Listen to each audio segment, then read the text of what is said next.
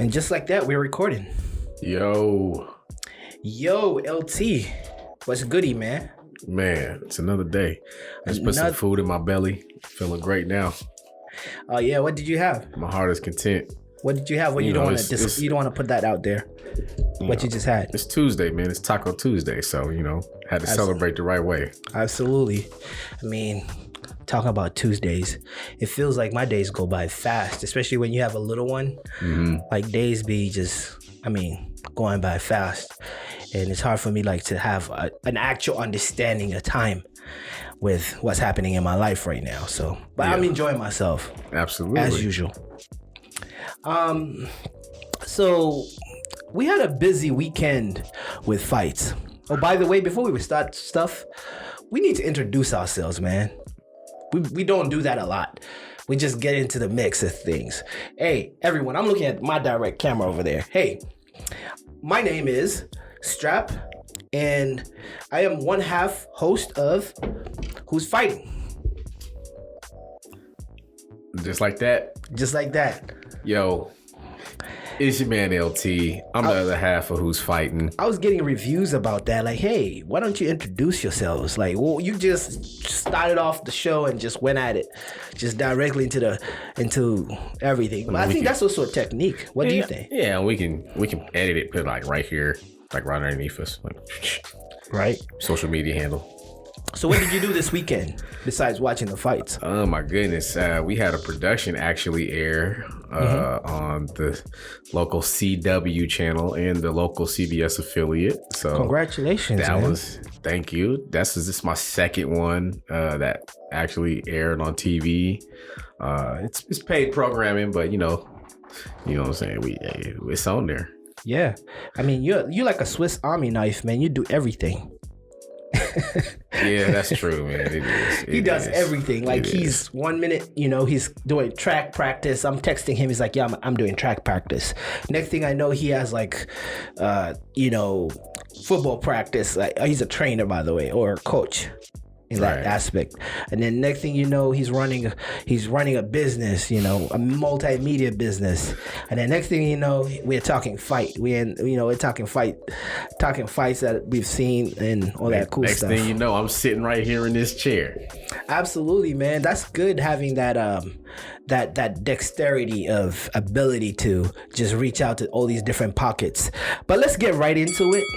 This weekend, I didn't tell everybody about my weekend, but I thoroughly enjoyed myself, from mixed martial arts to boxing. But let's get into it. Like I had a blast this weekend.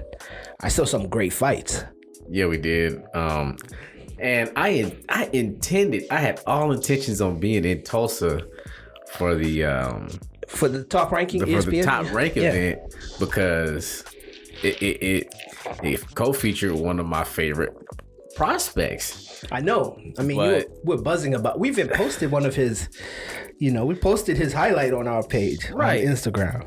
But I was so busy with the production I was working on. It was like the date came. I was at the gym, and I looked up at the TV and I said, "That's my guy." I said, "Hey, in Tulsa." Oh, I forgot. Yeah. But hey, it happens, and I'll catch the next one. Absolutely. I mean, I didn't even know he was on that fight. I mean, I knew who the main fights were going to be. I know who Joe Smith Jr. is, and what's his name? The guy he beat, Maxim, what's his name? Maxim Vlasov.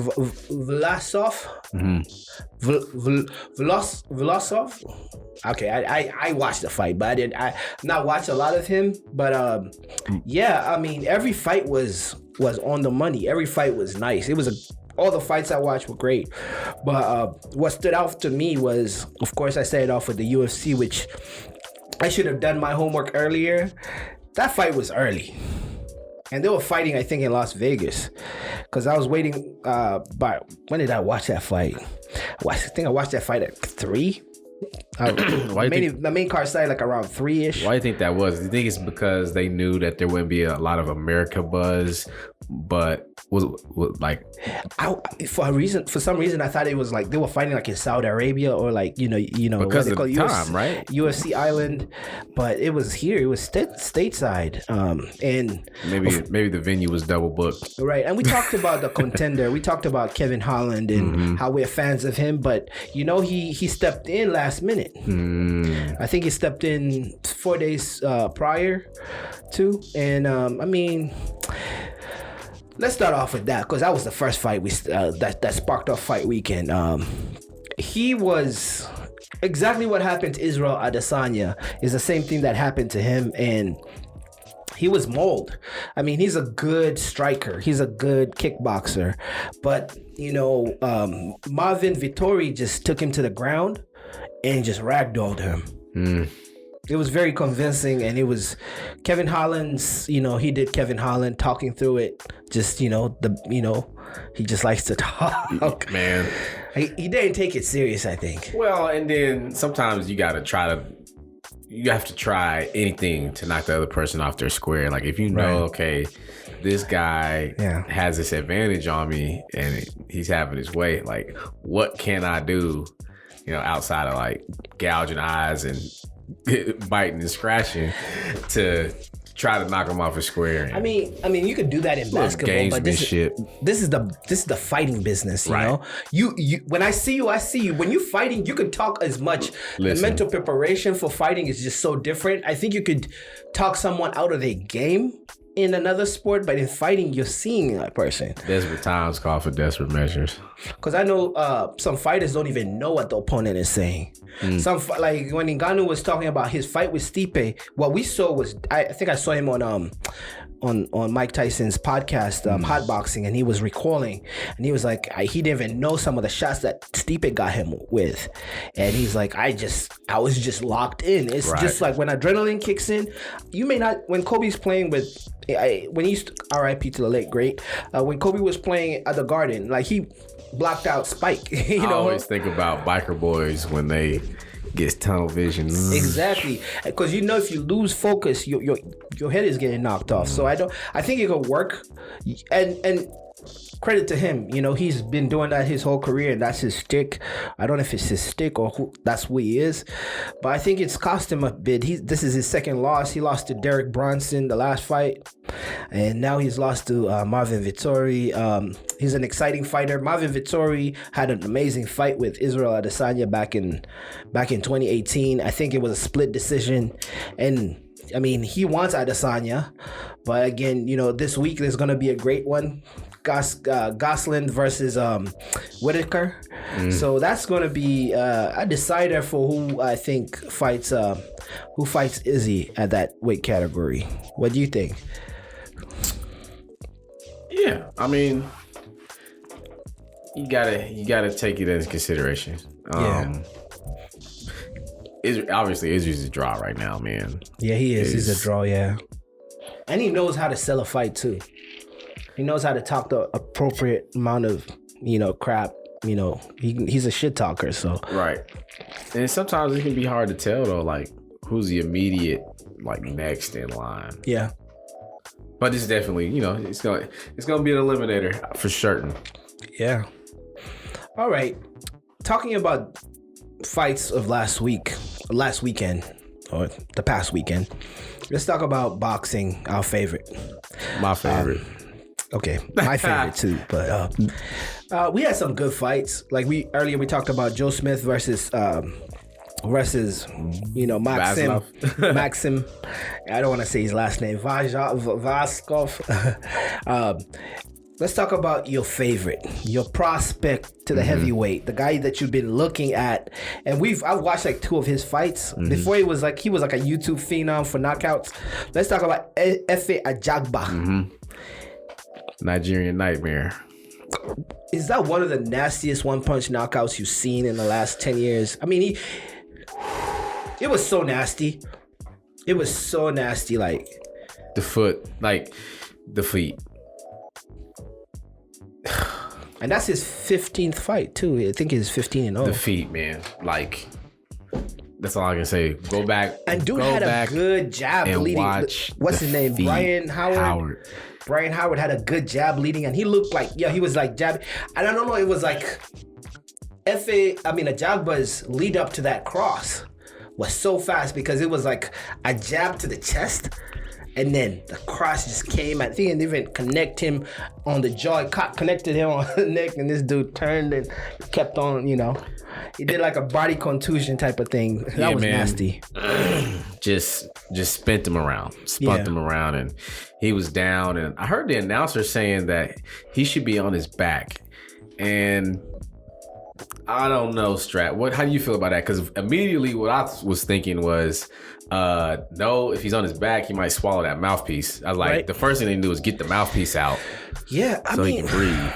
With concussions and stuff, when you get hit like that, first thing is, I was hearing, and I'm not a medical person, and I'm not a physician for combat sports, but I heard like it's how the hands move. Like if somebody stiffens up, is it the inside means like he could easily die, and the outside. And I heard that from Derek Lewis on I think Rogan's podcast, talking about that's what he knows. Like depends, if you stiffen up like this, it could be bad. Some people like start to what's it called? Convulsions, and start to get like seizures and stuff like that. Yeah, I've seen a freak accident like that in high school. With those things, you never know. One minute you could just be like, knock you down. Next minute you up, you cool. Right. And then some people need to go to the ER because it's just different levels of being taken out. It was definitely a vicious knockout. Right. I was concerned for a moment, and then he appeared to come to, and he's like, okay, all right, everything's good. So talking about the fighter though, he's fun to watch because he's got raw power. Right. He's a specimen. Right. How tall is he? He's about 6'6", 6'5". Something like that. And I just like to continue to see him develop, right? Do you think he's ready for like a top 15 guy? Like we talking about people like Daniel Dubois or like Joe Joyce or he's not ready for Andy Ruiz. Nah. He's not ready for a fight of that category. But if Miller was around, would that be a good draw? Because he has the hype train on. Attached to his name. I don't want to see him with Miller either. He's not ready for that. He needs to work. He has 15 fights. I mean, what's his name? Dude fought Klitschko. Anthony Joshua fought Klitschko 19 fights in, or even less than that. I mean, Joshua came straight from the Olympics, ran through some people, and then he fought Klitschko, the big dog at that time, and then he got that belt. So he's not there yet. He's not there yet. We gotta. Let's get him a consistent we jab. We said that about Deontay Wilder and his 30-something fight. We thought he was not there yet with 30-something fights, but maybe that's his style. Maybe his style is, I want to eat what I eat, but get to the level where if I find you, I have the great equalizer.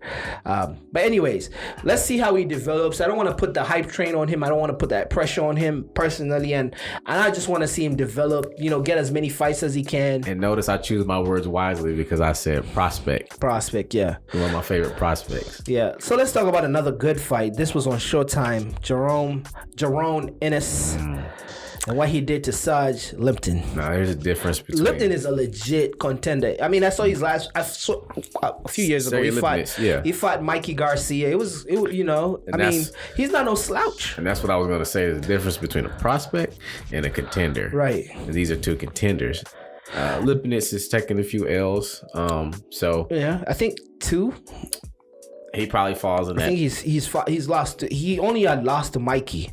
He probably falls in that top 15 category. He's a legit. Arguably 2. He lost to a legit contender. He lost to Mikey. He lost to Mikey. So for me, to be honest, I had watched Boots fight before, right? And I thought he's good. But the performance that he showed, how he picked dude apart. Because Sarge Lipton is not a joke. And even that fight, it was kind of warish, but it's like, you know, locked in a. I don't say locked in a cage, but you know, like one of those who has the willpower. It was a willpower type of fight. Okay, so I was looking forward to this conversation. The funny thing is, I heard a lot of people talk about Boots. Mm-hmm. But I didn't know who they were talking about. I didn't know that was his nickname. Yeah, Boots. I was in the room and everybody's like, Boots, Boots. I'm like, is this like some Hispanic? Is this short for like a Hispanic name, like Boots Nitz or something? Okay, I never knew him as that. Okay, Ennis. Oh yeah, this dude is for real. Strong. Again, I like him. I like these type of fighters. I mean, I watched that fight and I was like, okay. He's willing to take some punishment. I think he has something in there. He's willing to take some punishment, but he's got a whole lot of power. Yeah, and it's just the thing that arrogance, or confidence, or that cockiness. Definitely some cockiness is that. That Philly. I'm gonna take yours. I'm gonna take yours, and then you gonna take mine, and then we gonna see what the outcome gonna be. Let's talk about another headline or main fight. Wait a minute. Top ranking. We already talked about this a little bit. Before that, though, I just want to say that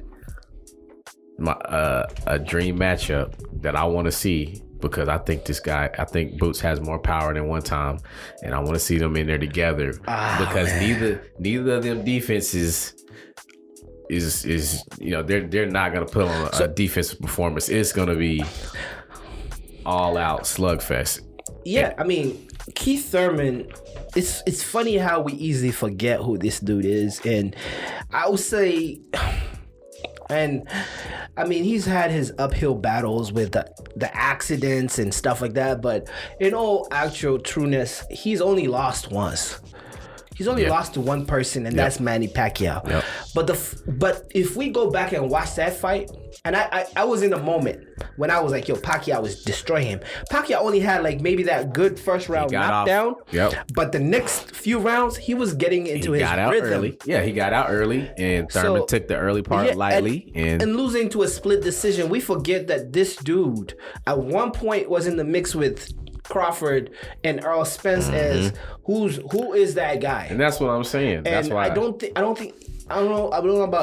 know about Boots being ready for that type of competition. I mean, let him dust off with AB.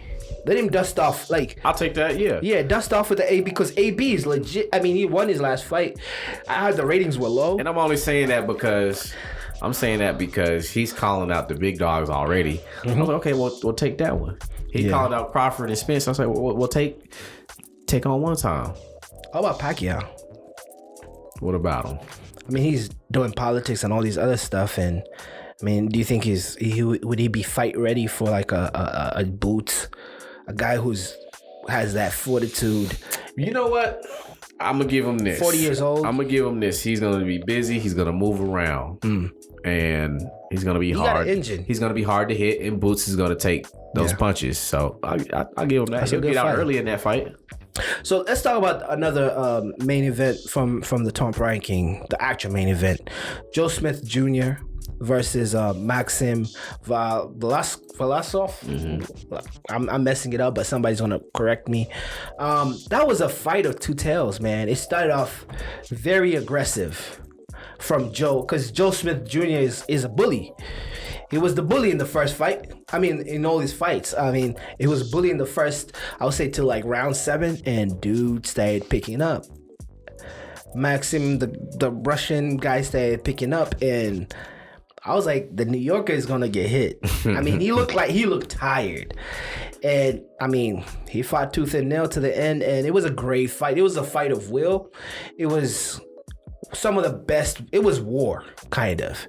It was like, you know, give and take type of thing, where dude is getting beat up the whole 7 rounds, or he won maybe 1 or 2 in the first 7 rounds, and I think the other 5 went to Joe Smith. Top Rank is already billing it as the fight of the year. That was crazy. We're only in April, but you know, it was a crazy fight. We can say thus far. I mean, it was one of those Rocky stories, like, bro, it was crazy. And dude who lost legit thought he won, because he had picked up momentum from 7 till 12, and he thought he maybe had got like 2 in there, maybe 2 rounds in there, like out of that 7, because Joe was looking like the aggressor, because he was cutting the ring, he was pressing, he was putting putting dude on his back foot. Dude was, fighting back. It was crazy.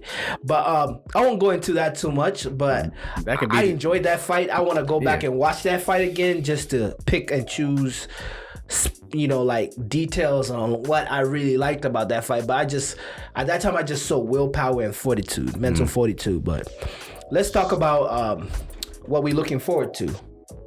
Okay, and what's lined up for this fight week coming up. Okay, and some of these are more hype trains, but let's run through this. Let's talk about the big one, the real big fight, the real money fight. Let's talk about Jake Paul versus Ben Askren. I mean, it's gonna be pay-per-view. They both come, What do you think about that? Or you don't want to? You want to give your takes on that? So your first thought goes to thinking that Askren is the real fighter. Mm-hmm. I mean, Jake Paul is a real fighter too. I think so. Like, I'm sold. Like, I watched some of his interviews. Yeah. And what he said in his interviews. And I'm sold. People be talking about his sparring. He's fighting pro boxers and sparring sessions. You see what I'm saying? I'm sold on it. But some people ain't. They're like, this dude is a video gamer. Da da da da. They don't know that he grew up wrestling in Ohio. They didn't see those interviews. Right. So I'm like, okay. I'm sold on it. He sounds very confident in his interviews, and I was worried about Nate Robinson, and Nate Robinson is not a boxer, and he proved me right. Jake had a bout before. I think he had 2 bouts. He proved me right about my worries. Bouts. So he's got more of a chance than people I give him. Cut to the chase. Who's gonna win that fight? Ben Askren versus Jake Paul. Money on Jake. Really? Money on Jake. All right, we'll continue this after the break. I'll give you my opinions about that fight. But for now, hey, LT, you already know what it is. Who's fighting? Who's fighting? And just like that, we are back. So we had some good conversation. And before we went off on break, we were talking about Ben Askren versus Jake Paul. Mm-hmm. And you said Jake Paul. I'm taking the underdog. You taking Jake Paul. Mm-hmm. Is it going to be an easy fetch or one of those that is going to like kind of... it's going to be one of his arriving fights. I mean, I don't want to count the Nate Robinson fight. But if he beats Askren, who does he call out next? But I'll give you my opinion about that fight, what I think. But first, I just want to ask you that. Like, who's next? Because is this celebrity fighting or is this pro fighting? Because they're fighting without... he's fighting a professional fighter, right? So it's not celebrity no more. It's definitely a step up. It's not celebrity no more. This is real fighting. You can't play fight. Right. Now, I will say this: is Askren known as a striker? Okay, let me tell you this. You played sports. I played sports. Right. Mm-hmm. There's a reason why we're sitting down right now, and there's a reason why some people are in the NFL getting a check. Mm-hmm. There's a reason why some people are in the, Usain Bolt is signing with Hublot. There's a reason why LeBron James is doing what he does. Ben Askren is an Olympian. He's an Olympian first. He's a Bellator champion. He's a legend in Bellator. And then he moved over to the UFC. He's a veteran in the UFC and was once, I don't know if he was a champion in the UFC, but remember he fought, what's his name? Robbie? Okay. Probably one of the hardest hitting dudes in his weight, and he took that. Because everybody forgets his resume before Masvidal. They forget that because he got hit with a knee, and they forget that this dude was known for having a good chin. With professional fighting, it's not how you look on your Instagram posts hitting pads or sparring with people. Sometimes when the lights are on, a guy will press you. He may not even have the hand speed like you, but he has that mental fortitude because he's gone to those deep waters. Wrestling is not no joke. And he's going to step up to you and test you to the 12th round when you can even keep those hands up, like how Mayweather picked apart Conor McGregor. Like there's a different level of athlete than a guy who was YouTubing. And I know I'm not saying Jake Paul was not a wrestler in high school or college. Like I heard that he has a good pedigree in sports, but there's a different level of athlete that even myself, like I played sports, but I would never compare my level of digging in like a person who was played linebacker and he's playing through a concussion. That happens a lot in football. How many rounds is the contest? I don't know. That's a good question. That is a freaking good question. But if let's pretend it's 12 rounds. No way. If it's 12 rounds, I think it's going to if it's exhibition, it's 8 rounds. But let's pretend it's 12 rounds, right? Even 8 rounds are not no joke. Because UFC, I think it's 5 rounds for the championship and 3 rounds for, I can't imagine that it'd be that long. That's a huge step up. Keeping a professional level fighter. I mean, he's not. You saw that fight with him and Robbie. Robbie, who hits harder, Jake Paul or Robbie? You know what I'm talking about, Robbie right. Lawler. Like, who hits harder? Like, and these are small gloves, 4 ounce, right? UFC gloves are 4 ounce, right? This one, yeah. So you're gonna go in a boxing match with Jake Paul, a YouTuber, and you're not giving the Olympian gold medalist who's being slammed. He's a high level, creme de la creme of athlete. Because he looks funny, because he has, he's a joker and he's a troll. You're just gonna walk in and remember, Joe's was never a striker. He was a wrestler who turned into a striker. There's a different level of thinking. That's why I'm saying this fight may be interesting. And if he is able to pull it off, then he deserves to fight a Conor McGregor or somebody else. If Jake Paul could pull this off, because he's fighting a high level fighter. He's fighting a guy who has fought real strikers, like real dudes that could take your head off. That's realistic because he's maxed out UFC, UFC life. Go make that money. But like, if Jake Paul pulls this off, that's a statement. I mean, I don't care. Right. I don't care if it's everybody say Ben Askren, he's not known for striking. You go strike with him. You could do all your pad work. Go strike with him and see. He's a with the gloves. I mean, like with boxing gloves. I mean, if you're wearing 14 ounce, 16 ounce, go strike with him and see what happens. This is a high level athlete that knows that's fighting is not about hit. It's a cardio thing. It's how many hits can you take? How can you keep on coming? We also talk about type of hits. So, I mean, I can't. So we giving Jake Paul, Deontay Wilder power? Because he knocked out a dude that was rushing him. I'm just saying, bro. Like he knocked out a dude that was rushing him, and before that, he was fighting some other YouTuber. Like, come on, man. Come on, man. We giving him Deontay Wilder's strength? I'm putting my money. I'm taking money on the underdog. Think about it though. I'm like, I mean, that's a smart investment. MMA strikes though. Like, we talking about overhands, and this is a guy that we don't even know. Like, they still telegraph. They still feint. And they have to watch out for more obstacles like kicks and other things. Right. Boxers are so one or two is he or gonna three. Be putting combinations together? That's what I want to see. Stuff like that. Is he coming in for like? Is he doubling up? If you fight at a high level, if you're not fighting in the mom and pops league, you're not fighting in the Irish league, you're fighting in the UFC. You're going to meet strikers who are high level boxers, and you have to telegraph. You have to feint. You have to fake. You have to find angles. The same fighter that he's gonna fight in Jake Paul, has he seen the competition that dude has seen? And dude has been a champion.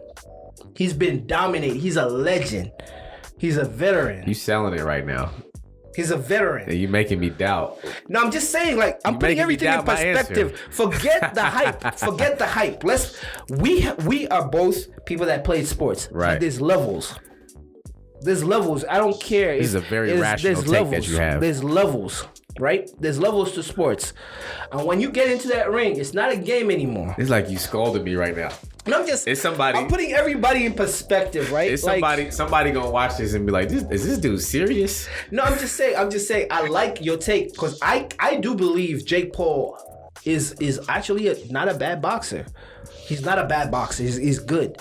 He surprises me. I watch his clips where he's like knocking out his sparring partners. He's doing good with professional boxers, wearing head whatever gears, and they're fighting. I think with 16 or 14 ounce. I don't know. I mean, I don't know what they're fighting with, but I think when it comes from like there's that good saying. I mean, there's that old saying where they say some people are good at practice and some people are good in the game, right? There's some people that will give you a 40 in practice. There's a dude in a gym somewhere knocking out everybody, but when the lights come on, some people nut up. Like, just, you know, they don't got the willpower to fight in front of those lights. Okay? Apparently, Jake Paul has 2 bouts. I'm not going against a guy who has had 30-something bouts. I dealt with different styles of fighters. I don't care if it's wrestling and you know him as an Olympic wrestler. Remember, UFC starts off with hands up. You don't start off on the ground. You don't start, so you understand how to telegraph, how to fake, and how to get somebody on the ground. So it's like telling me like Jake Paul can fight, and I'm not trying to take it like a Jones Bones, or Jake Paul could fight a Kobe Covington, and because you think, oh, Kobe Covington is a wrestler, or he could fight Kamaru Usman, he's a wrestler. No, because he's a wrestler, he's not. He's been fighting he's been doing stand up for a while. He's been doing not stand up jokes, but he's been throwing hands for a while. So like, okay, you go do it, like. And at the end of the day, somebody's gonna have a lesson. Either it's gonna be people that the fight world is gonna get surprised with Jake Paul winning. The onlooker wants Jake Paul to win because they got sold so much by him knocking a guy, rushing him, sending unprofessional punches. Don't believe the hype. Man, fight game is not a joke. And if you've been in a fight before, cool, that's a street fight. In the ring, it's a dance. It's a dance. And I'm serious. I'm curious to see what kind of strikes Ben Askren throws. Like, is he gonna throw traditional boxing punches? Is he gonna throw a straight jab? Is he gonna flick it out there? Is he gonna come out throwing these overhands? Are you asking questions for somebody who has danced with a lot of people? The thing is this, it's not about what he throws in the first or 2 rounds. I know Jake Paul is gonna come out blazing. It's okay, I took your punches. Now we're in the 8th. You're tired. Now I'm starting. Now I'm gonna find you in different angles that you're not gonna find me. I'm trying to find the rules so I can see. And now you're gonna how long and then them hands get heavy. Them legs get heavy. Them legs get like a little soft and wobbly. And that's when you find yourself sitting down before your brain won't even register that you're sitting down. So that's the thing. Like, something about the fight game is not about It's not about how aggressive you are. It's something about either precision if you're Israel Adesanya or but that cardio. What's Jake Paul doing with his cardio? I mean, he's not drinking tequila and having all these things hanging out in Miami and doing all this stuff that he's doing. Like, you're fighting a top level athlete. You fighting a dude probably running like 6-7 miles. Like there's different levels of preparation for fights that a professional fighter and you as an exhibitionist. And that's why I want to make sure it's this. I can't see this being more than 4-round fight. I don't think Mayweather and McGregor was even 12 rounds. I think it was 8. Or maybe less than. I don't know what it was. I can't remember. And we all know Mayweather carried it and let McGregor look the way that he looked to excite people for a little bit, and then he finished it. Yeah. So outclassed him, and So we'll sit down after Saturday the next week, and we'll revise our notes. But it's good to timestamp what I'm saying. I'm not saying Jake Paul is going to get washed. Did you ever make a pick though? You made a lot of you stated a lot of facts. I just want to watch it and use a lot of logic. So you put me on the spot, and you're not gonna. No, I'll say this. You're not gonna step up to the plate. I'll say this. Punches chance. I think Jake Paul has better hands than dude. I think Jake Paul is more technical. I don't know Jake Paul's. I don't know. I don't trust his cardio training. I don't know. I don't see his preparation for that. And sometimes with cardio, sometimes it's scientifically proven. Maybe it's genetics. I don't know. Some athletes are athletes because maybe they can hold oxygen a little, like it's sometimes muscles are not good. I don't know. I cannot tell you about that side of the game. What I can tell you, one dude is an Olympic wrestler, and wrestling is one of the hardest sports. If you're cutting weight, if you're getting in shape, it's one of the hardest sports mentally. He's reached the mountain in wrestling. So I can't take that away from him. And we know number one thing about fighting is your legs, your willpower, and your mental fortitude. Before your hand-given skills, how quick your hands are. Because somebody will eat them things knowing that, this is going to be a long night. And wait for their moment. So that's why I'll leave it at that. But if I was to choose with my clear mind, I would say Jake Paul is going to be sat down in the 6th round. That's what I'm saying. I don't even see it. If they go that far. Booked. I wouldn't even book it that far. But I mean, you kind of have to if it's pay-per-view though. I would say Jake Paul gets sat down in the 6th round. And it's going to be one of those where either, depending on the heart of the lion, where somebody throws a towel or somebody's like, no mas. It's not going to be devastating knockout. It's going to be willpower on this one. Somebody's going to send the hardest shot they ever sent somebody, and somebody's going to eat it. And then the fight, they keep dancing. And it's going to be a no mas moment where your hands can move.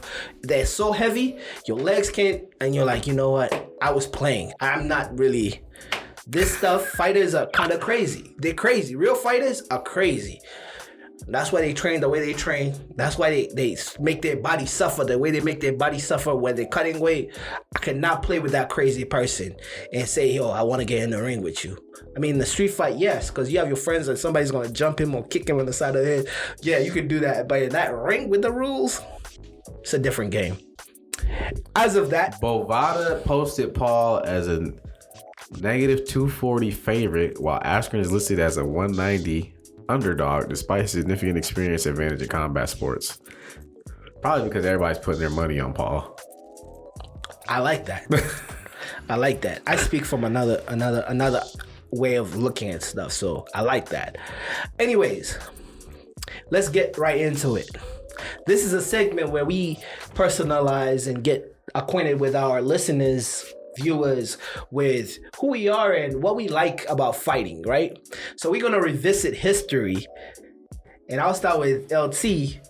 LT will start with LT on who is top 5 boxers are. All right, so you have your list already ready? It's in here somewhere. All right, we'll do MMA the next show. All right, that sounds good. We'll do MMA the next show.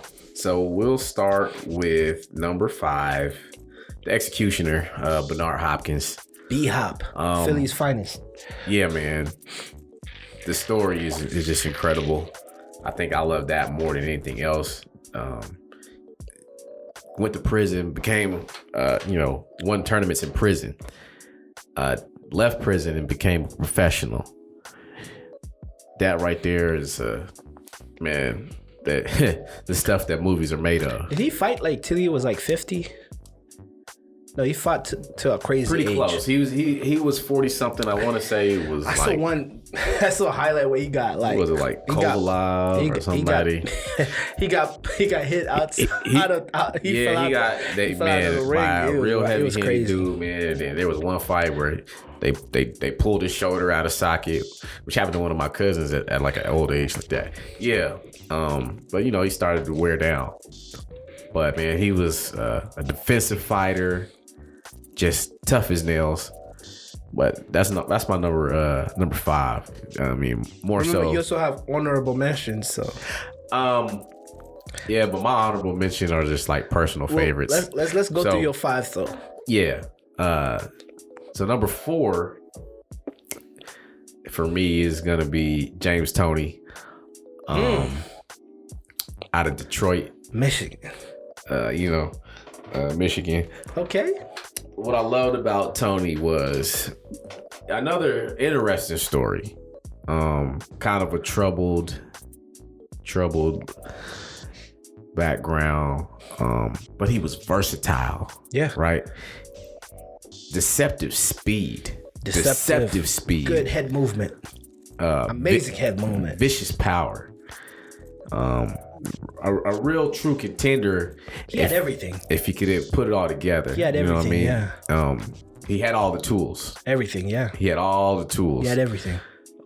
He still claims he has, because he still wants to fight. I think he wants to fight Tyson right now. Oh man. Yeah.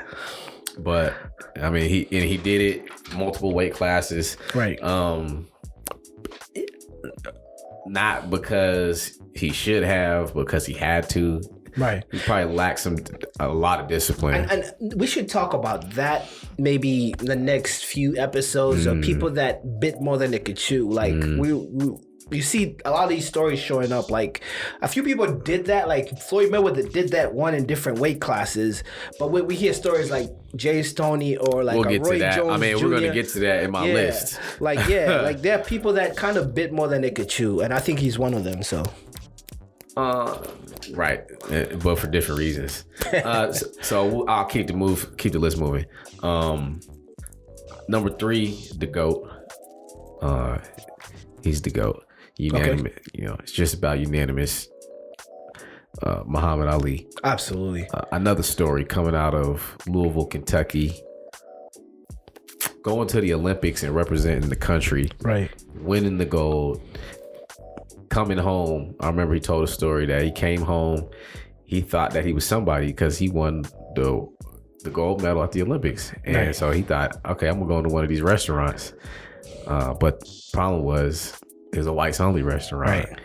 See, our producer is telling us we have 1 minute. Give us like about 5 minutes so we could like push this on. This is getting interesting. Give us about 6-7 minutes. So keep going. So we have Ali. Okay. Yeah, he went to the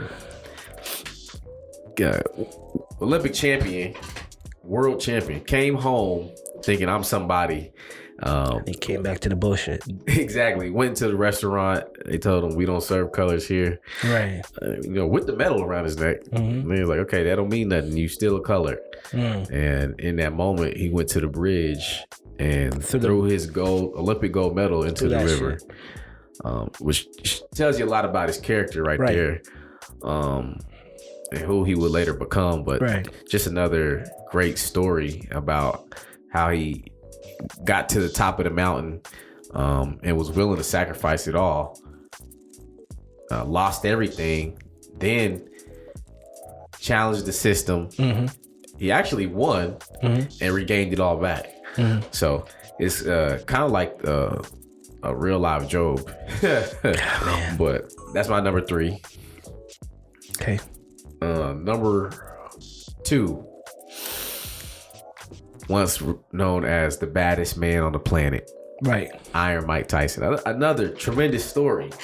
Was picked on in high school.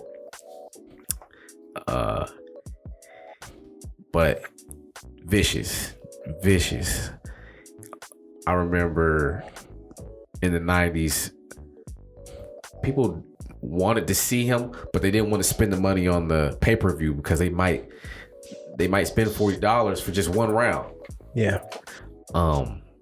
But just another great story, and what I like most about. Wait, hold a minute. Hold on. Hey, can you check which camera is off so you could just turn it on? Just hit record again.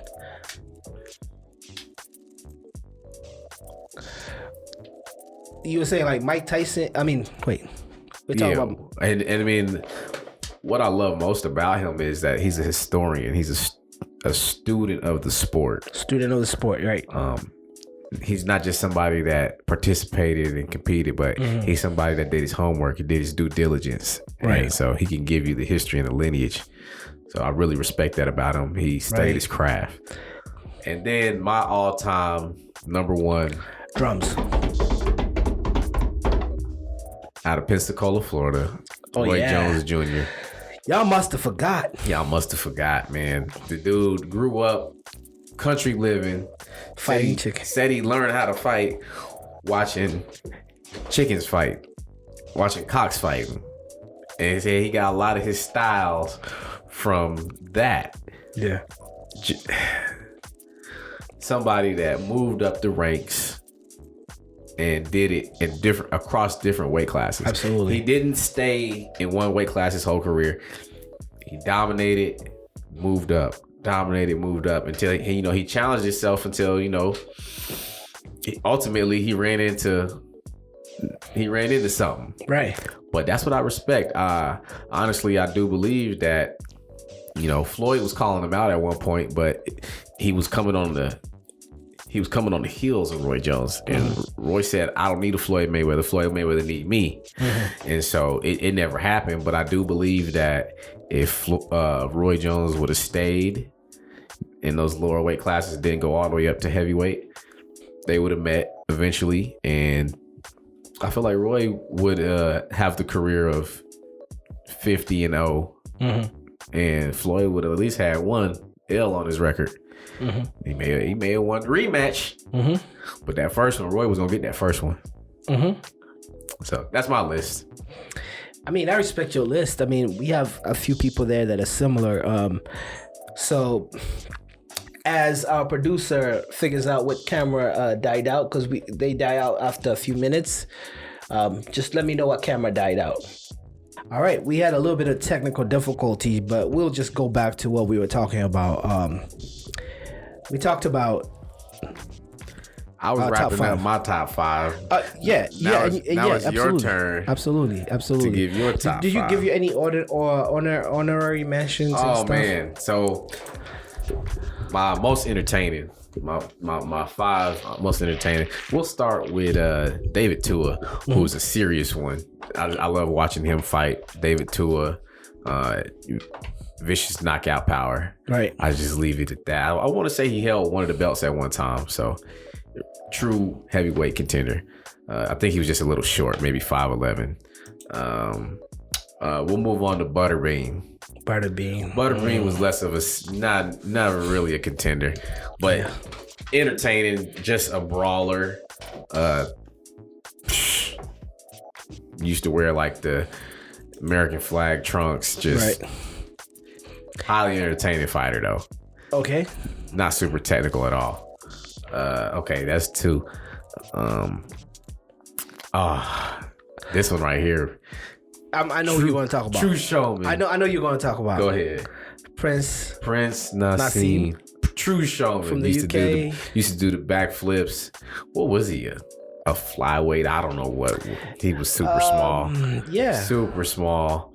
But he used to dance.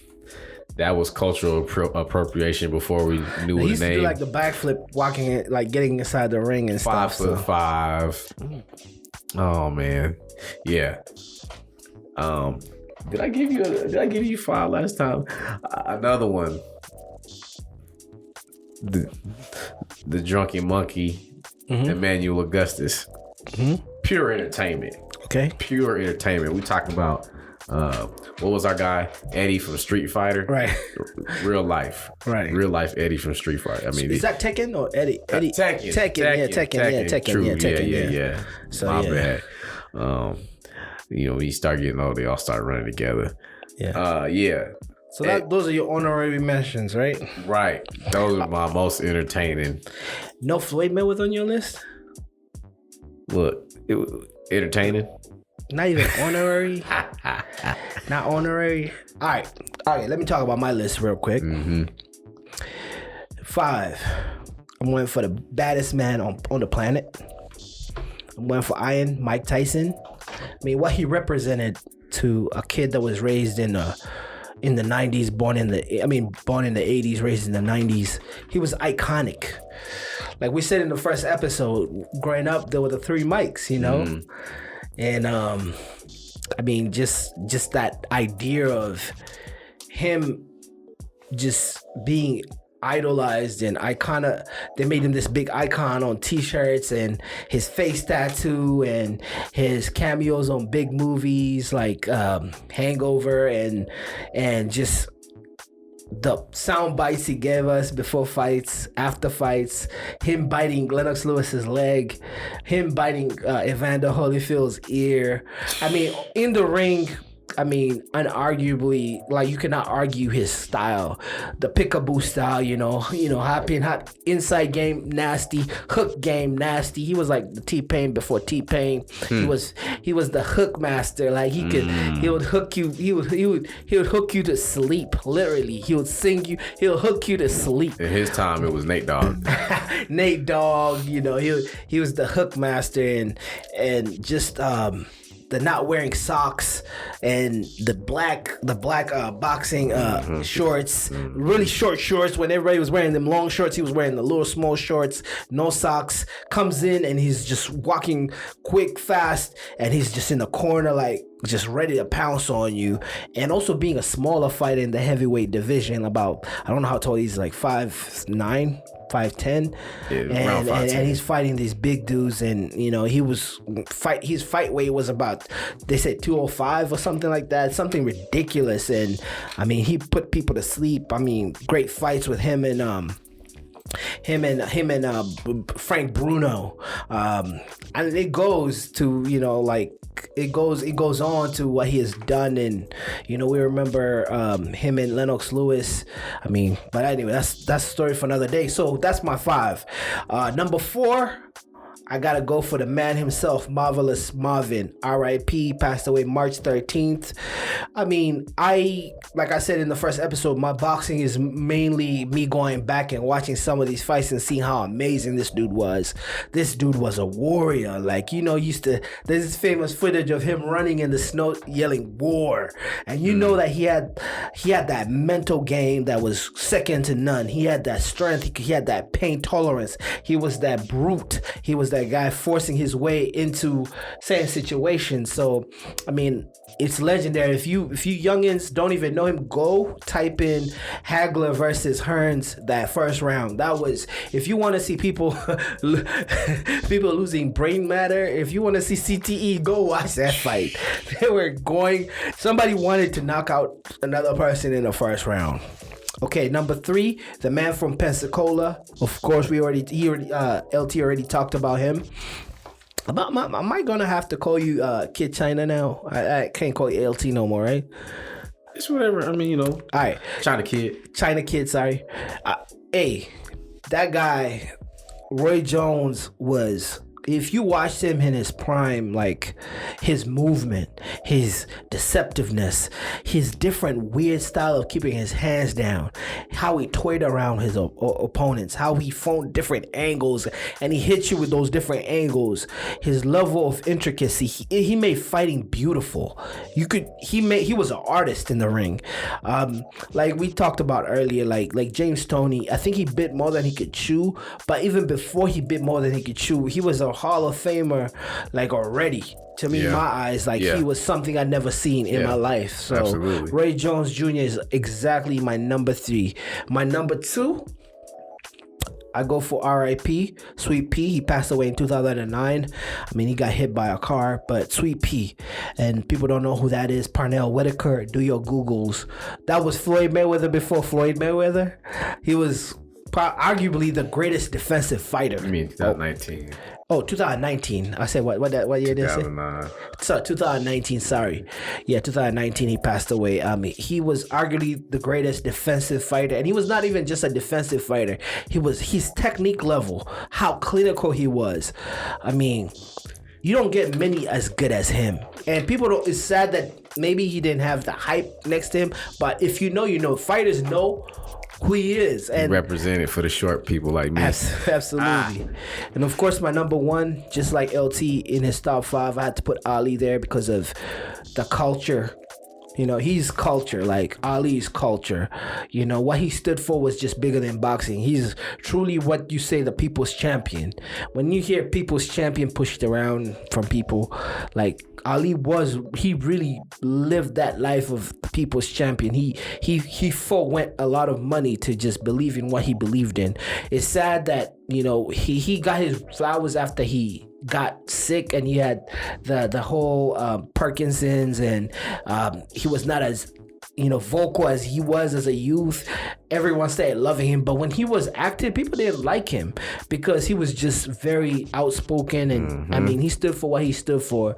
And then we talk about his works in the ring, man. Some of the most legendary bouts. If you talk about Thriller in Manila, we talk about Rumble in the Jungle. We talk about his first time he won championship when he fought a scary man in Sonny Liston. I say champion. First time he beat Sonny Liston, and we thought he was just that, motor mouth kid from Kentucky who just won a gold medal, and he just is like calling this dude ugly. His sweat runs back because he can't go, can't roll down his face. I mean, he was good with the wordplay. Ali was so nice with the wordplay.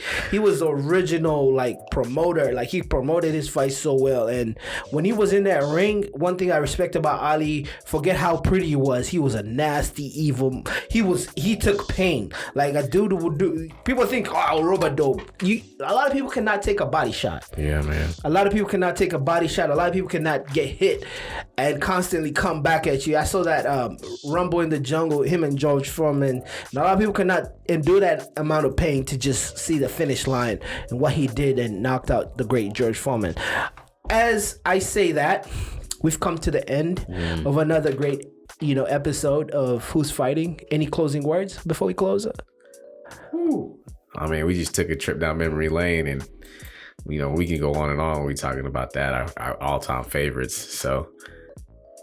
Yeah, man. What do you want to tell the listeners and people that follow us right now? Just, are we getting any Twitters? Are we creating a Twitter page or what future endeavors do we have?